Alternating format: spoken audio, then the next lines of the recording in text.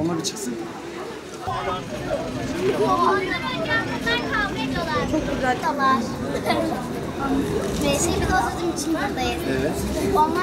Onlara yardım ediyor. Onlar kendilerini yalnız hissetmesin diye buradayız. Çok güzel.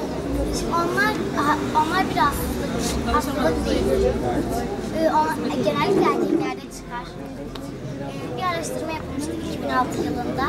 50 çocuk en Nisan ayı otizm ayı olarak kutlanmakta. Biz de okul olarak otizmi insanlara anlatmak adına burada bir stand oluşturduk.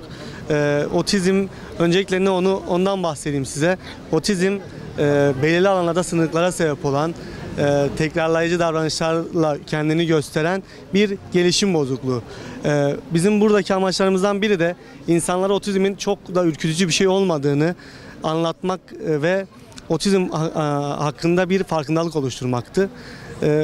Standlarımızı ziyarete herkesi bekliyoruz. Herkesi de otizmi fark etmeye ve onları anlamaya davet ediyoruz. Onlar genellikle erkeklerde bulunur. 3 yılda kendini gösterir. Göz teması kuramazlar. Anlamsız cümleler kurmaya çalışırlar. Bizim çocuklara aslında bir hastalık değil, bir rahatsızlıktır. Genel göz teması kuramazlar. İsmi söylendiğinde bakmazlar. Ondan sonra ışık ve harekete çok duyarlılardır. Genelde müziği çok severler. Aşırı duyarlılardır. Otizmin bir hastalık ve ilacı yoktur.